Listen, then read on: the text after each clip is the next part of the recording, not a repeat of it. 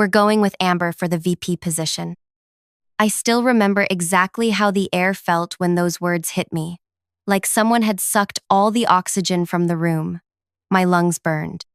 My cheeks flushed hot with humiliation as I sat across from Martin, our CEO, in that sleek conference room where I'd presented hundreds of winning strategies over the years. "I don't understand," I managed to say, my voice embarrassingly small. "My numbers are the best in the department. I've been here for 25 years? Yes, Diana, we know." Martin's smile didn't reach his eyes. He tapped his Mont Blanc pen against my performance review, the one showing I'd exceeded every target. "And we value that loyalty. But Crestwood needs fresh blood, new perspectives. Amber brings energy the clients respond to. Fresh blood, like mine had somehow curdled after turning 48. "She's been here 6 months," I whispered, feeling something crack inside me. "I built those client relationships. I trained her." Martin leaned forward, lowering his voice like he was doing me a favor. "Look, this isn't personal. The board feels Amber's more aligned with where we're heading. The tech landscape moves fast. We need someone who can keep up." Keep up, as if I hadn't been sprinting ahead of everyone else for decades. I nodded mechanically, stood up on legs that didn't feel like mine, and walked out past the glass-walled offices where everyone pretended not to watch. Past Amber's desk, where she sat with her perfect blonde topknot, already changing her email signature to include Vice President of Client Relations. My position. My life.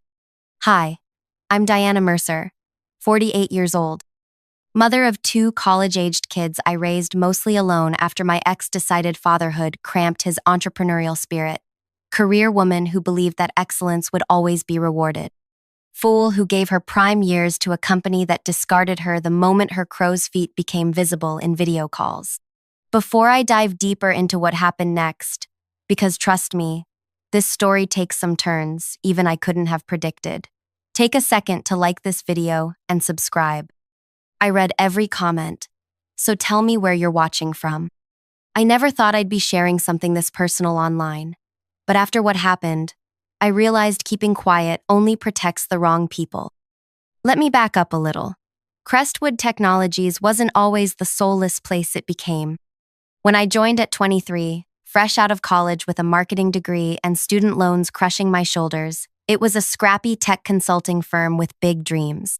15 employees crammed into an office above a Chinese restaurant, the smell of kung pao chicken perpetually wafting through our vents. I was hired as an assistant account manager, but within 3 years, I was handling our biggest clients solo. By 30, I was bringing in accounts that transformed us from local outfit to regional player. By 40, my client portfolio was worth over $200 million annually. I got married somewhere in there, had kids, got divorced when Tom decided his cycling instructor understood him better than his workaholic wife.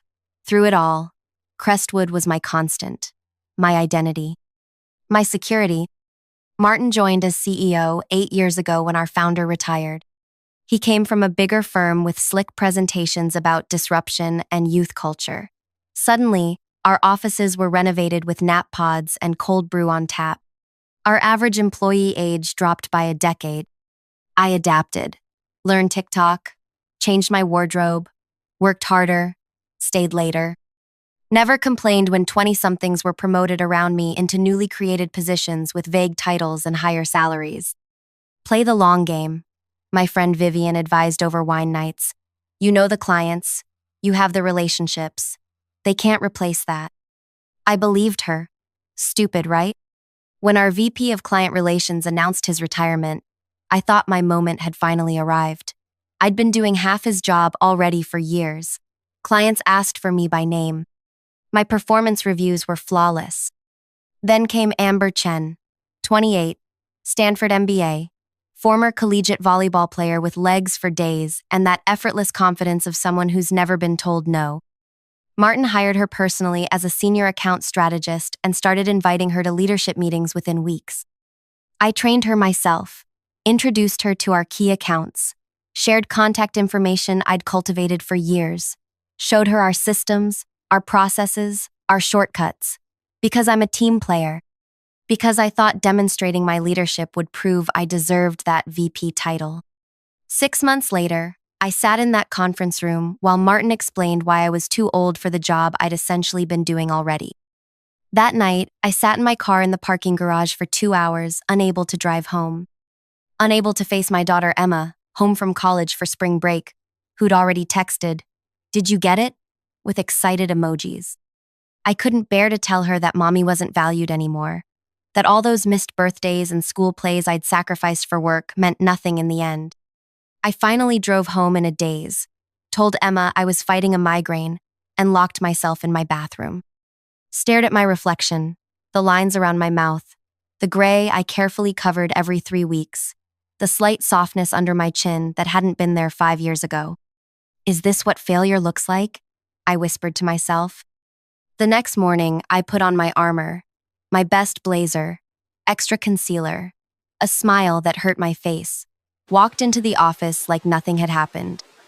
Congratulated Amber with words that tasted like ash in my mouth.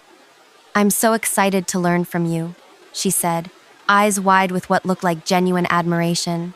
"You're literally a legend here." A legend. Like I was already part of the company's ancient history. The announcement email went out that afternoon. My phone blew up with texts from colleagues, mostly the other veterans over 40, expressing outrage, sympathy, promises to meet for drinks soon. I responded with gracious platitudes, professional to the end. But something had fundamentally shifted inside me. A lifetime of playing by the rules, of believing hard work would be rewarded, crumbled like sand between my fingers. The following weeks were a special kind of hell. Amber began restructuring the department. Suddenly, my direct reports were reassigned. My corner office was needed for a collaboration space, so I was moved to a desk in the open floor plan, sandwiched between two recent graduates who played EDM through their headphones loud enough for me to hear the bass. My job title remained the same, but my responsibilities dwindled. I wasn't invited to strategy meetings anymore. Clients I'd worked with for 15 years were officially transitioned to younger account managers under Amber's supervision. "We want to make sure our clients have continuity if you decide to retire," Martin explained when I finally confronted him, as if 48 was one step from the nursing home. I started having panic attacks in the shower each morning, lost 10 pounds I couldn't afford to lose, began searching job listings at night, only to find that comparable positions at other companies all seemed to use code words like energetic, digital native, and startup mentality.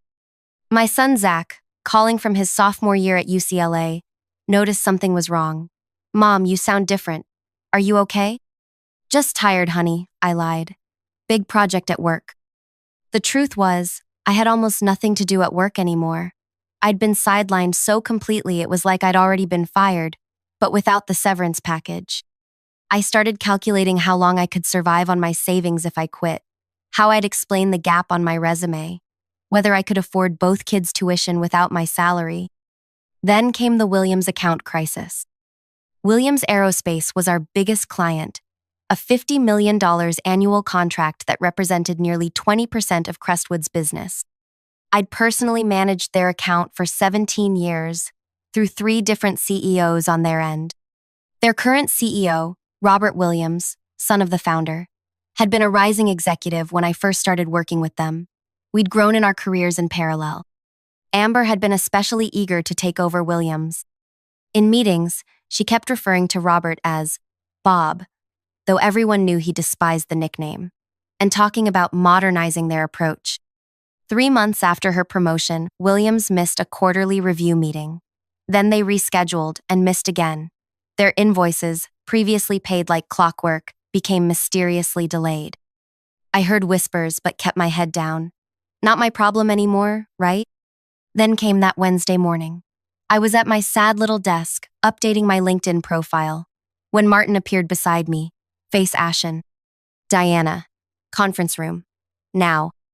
Inside, I found Amber pacing, her usual composure shattered. 2 board members were on the video screen, looking grim. "What's going on?" I asked, taking a seat. Martin ran his hands through his thinning hair. "Williams is threatening to cancel their contract. All of it. Effective immediately." The room seemed to tilt sideways. On what grounds? They claim we've been unresponsive to their needs, that our new strategies don't align with their company culture. Martin wouldn't meet my eyes. Robert Williams is demanding to speak to you personally. Says if you're not on the call this afternoon, they're walking. I felt a dangerous flutter of satisfaction beneath my ribs. Me? But I'm not on the account anymore. This isn't funny, Diana, Amber snapped, her voice higher than usual. We could lose everything. You need to fix this. Fix this. After they'd pushed me aside. After they'd made it clear I was obsolete. What exactly do you want me to do? I asked, my voice perfectly level. Whatever it takes, Martin said. Tell Williams there was a miscommunication, that you're still involved, that Amber works under your supervision. I let his words hang in the air for a moment, feeling the weight of them, the desperation. That would be lying, I finally said. The room went silent. One of the board members leaned toward their camera. Ms. Mercer, I understand you must feel overlooked given recent organizational changes. But surely you care about the company's survival. Did I, though? That was the question turning over in my mind as I sat there, suddenly holding all the power I'd been told I no longer deserved. I need to think, I said, standing up, and I'll need to review the Williams file to understand what's happened before I can help. Of course, Martin said quickly. Anything you need. Amber will get you full access again. I walked out, feeling their eyes on my back. For the first time in months, I stood straight. In the bathroom, I locked myself in a stall and pressed my forehead against the cool metal door. My heart raced, but not with anxiety this time, with possibility. With the sudden, dizzying awareness that I'd been handed leverage I never expected to have. Robert Williams hadn't contacted me by accident. We'd had dinner just last month, a catching up between old friends thing I hadn't bothered to mention to anyone at Crestwood. He'd asked pointed questions about my career, noted that I seemed less enthusiastic than usual. I'd been vague, protective of my professional image even then. He must have connected the dots when Amber started handling his account. My phone buzzed with a text from Martin. Meeting with Williams set for 3 p.m. Please be prepared. I closed my eyes and allowed myself, just for a moment, to consider options I'd never let myself contemplate before. The loyalty that had defined my career suddenly felt like chains I could finally shrug off. By the time I walked back to my desk, a decision was crystallizing in my mind, one that would either secure my future or burn everything to the ground. Either way, I wouldn't be anyone's legend anymore. I'd be their reckoning.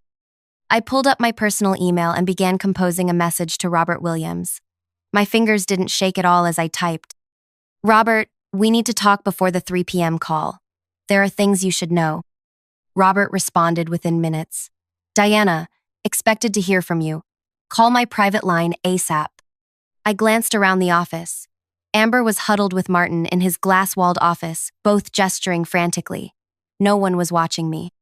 I grabbed my purse, walked calmly to the stairwell, and called Robert once the heavy metal door closed behind me.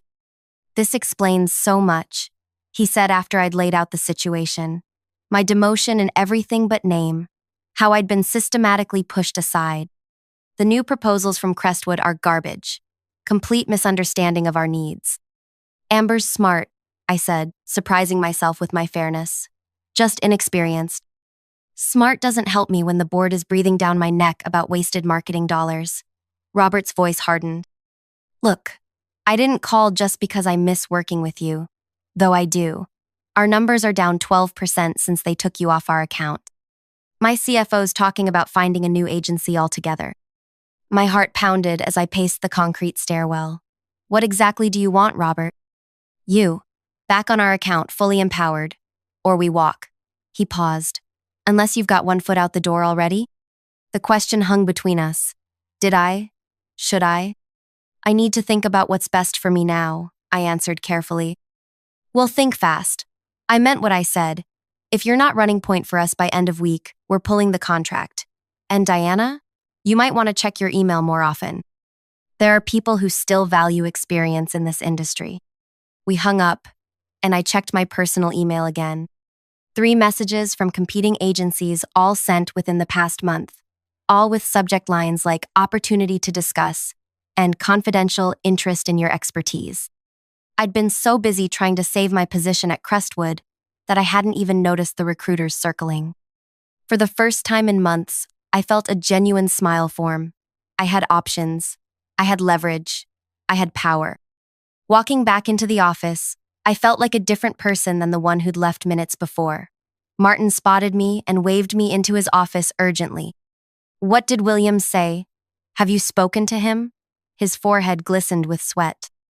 "Not yet," I lied smoothly. "But I've reviewed what's happened with the account. Mind if I sit?" I took the chair across from his desk without waiting for permission. The power chair. The one visitors rarely got to use. "We don't have time," Martin began. "Actually, we do," I interrupted, enjoying the startled look on his face. "The call's not for 3 hours. And before I salvage this situation, we need to be clear about terms." Amber, who had been standing by the window, turned sharply. "Terms?" "Yes." I crossed my legs, adjusting my blazer. "If I'm going to convince Williams to stay, I need to know exactly what my role will be moving forward." Martin's relief was visible. He thought this was just a negotiation for a better title, maybe more money. "Of course, Diana. We value your contribution enormously." "Stop." I held up a hand. "Let's not pretend. 6 months ago, I was too old, too outdated for leadership. Now you need my relationships to save the company. So here's what's going to happen." I laid out my demands clearly. Full reinstatement as led on the Williams account, a senior VP title above Amber, and a compensation package that reflected my value to the company. Martin and Amber exchanged glances. "We'd need board approval for some of this," he hedged. "Then get it, before the call." I stood up. "I'm going home to prepare. I'll be back at 2:30. "You can't just leave," Amber started. "Watch me." I walked out, feeling their stunned gazes on my back. At home, I kicked off my heels and made myself a proper lunch for the first time in years. No sad desk salad today. As I ate, I opened my laptop and began to review those recruiting emails more carefully. Phoenix Marketing Group wanted to discuss a senior director position. Meridian Consultants mentioned bringing your client portfolio. The third, from Ellis, Warner, was the most intriguing. They were opening a new division focused on legacy clients and wanted someone with established relationships in the aerospace sector. I picked up my phone and made a call. "Vivian, it's me. Remember that scenario we discussed over wine last month? I need your legal expertise. How enforceable is my non-compete, really?" Vivian, my oldest friend and a cutthroat corporate attorney, laughed. "Depends how badly you want to burn the bridge, honey. Let's just say I've got matches and gasoline ready." By the time I walked back into Crestwood at 2:27, I had 3 meetings scheduled with competing agencies, a clear understanding of exactly how to navigate my non-compete clause, and a secondary email sent to Robert Williams with some interesting attachments. Martin, Amber, and now the full executive team waited in the conference room. A contract sat at my place, the promised promotion and raises, already signed by the board chairman. "Diana," Martin's smile was too wide, too desperate. "We're so pleased to offer you this enhanced role. The board met virtually and unanimously approved everything you asked for." I picked up the contract, flipped through it without sitting down. "Thank you. This looks comprehensive." Relief flooded his face. "Excellent. Now, about the Williams call. I've been thinking about how to approach this," I said, placing the unsigned contract back on the table. "And I believe honesty is the best policy." The room temperature seemed to drop 10 degrees. "What does that mean exactly?" asked our CFO, Garrett, his eyes narrowing. "It means I'm going to tell Robert Williams the truth, that I was pushed aside because of my age, that the company values youth over experience, that I was excluded from leadership because I didn't fit the image Crestwood wanted to project." Martin's face drained of color. "That would be extremely unprofessional." "Would it?" I tilted my head. "More unprofessional than what happened to me? More unprofessional than lying to a $50 million client about who's actually running their account?" "You can't possibly," Amber started. "I absolutely can," I cut her off. "Unless..." "Unless what?" Martin demanded. I pulled my own document from my bag and slid it across the table. unless you sign this instead. It wasn't just a revised employment contract. It was a separation agreement. 3 years salary as severance. Full benefits continuation. And most importantly, a complete waiver of my non-compete and non-solicitation clauses. You're quitting? Martin looked bewildered. After fighting for the promotion? I'm not fighting for a promotion, I corrected him. I'm fighting for what I'm worth. And Crestwood has made it abundantly clear that it doesn't value what I bring to the table. So yes, I'm leaving. The only question is whether I leave with Williams Aerospace as a client or whether I help you keep them. The executives exchanged panicked glances. Garrett picked up my separation agreement, scanning it with growing alarm. This is extortion, he sputtered. This is business, I replied calmly. You taught me that loyalty means nothing. Consider this my final lesson learned. The Williams call was scheduled to begin in 7 minutes. I could practically hear the executives' minds racing, calculating the cost of my severance against the loss of their biggest client. We can discuss a counteroff, Martin began. No counteroffers, I interrupted. Sign or I tell Robert everything. Diana. Amber's voice was quiet now. All the confidence drained away. I never meant to. Save it. I checked my watch. 5 minutes. Martin grabbed the agreement, scrawled his signature with a shaking hand, and shoved it toward the CFO, who did the same. One by one, the executives signed, their faces a mix of fury and defeat. I took the document, verified all signatures, and tucked it safely away. Thank you for your prompt decision. Then I sat down at the conference table and dialed Robert Williams on speaker just as the clock hit 3:0. Robert, it's Diana Mercer. I have the Crestwood executive team here with me. Diana. His voice boomed through the speaker. Good to hear your voice. I was beginning to think they were holding you hostage. I smiled at the executives' uncomfortable faces. Not at all. In fact, we've been having a productive conversation about the future of the Williams account. For the next hour, I walked Robert through a transition plan 1, where I would personally oversee his account for the next 3 months to ensure continuity before Amber took over completely. I praised Amber's strategic thinking while emphasizing the need for her to better understand Williams' specific needs. I was the consummate professional. By the end of the call, Robert had agreed to stay with Crestwood for now, with quarterly reviews and the understanding that I would be available for consultation even after the transition. When the call ended, the room sat in stunned silence. You saved the account, Martin finally said. After everything, you still saved it. I honored my commitments, I corrected him. Something this company should try sometime. I gathered my things and stood up. My resignation is effective immediately. I'll have my personal items out by end of day. HR can mail my final check. Where are you going?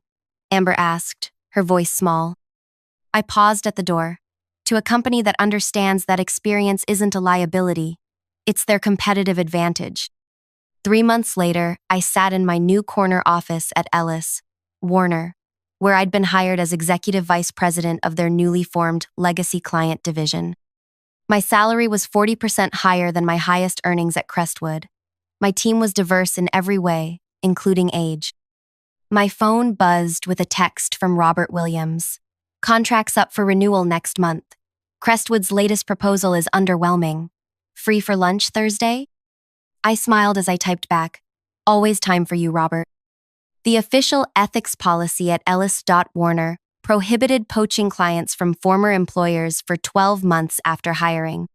But there was nothing that prevented clients from following a trusted advisor on their own initiative, especially when that trusted advisor had legally exited her non-compete clause.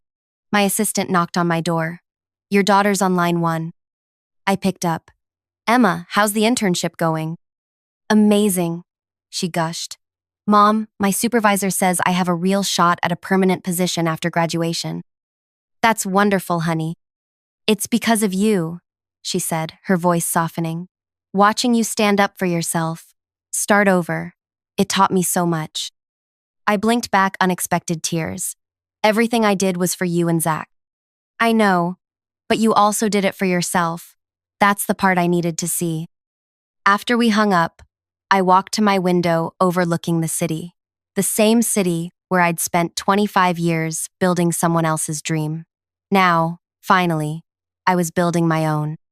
My phone buzzed again. A news alert. Crestwood Technologies had announced a restructuring after losing 3 major accounts. Their stock had dropped 17% on the news. The article mentioned that Martin had stepped down as CEO. I didn't feel the vicious satisfaction I'd expected, just a quiet certainty that justice sometimes arrives on its own schedule. The following week, Amber Chen sent me a LinkedIn request with a message. I learned more from watching you leave than I did in all our time working together. If you ever have an opening on your team, I'd love to talk. I considered it for a long moment before accepting her connection. Not her implied request. She still had lessons to learn, but the acknowledgement of what had happened.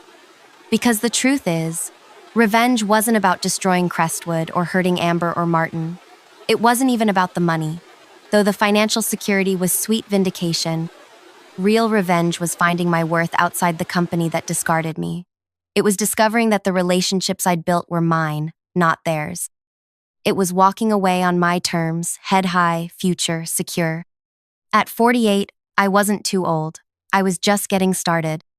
And that, my friends, is the most satisfying revenge of all.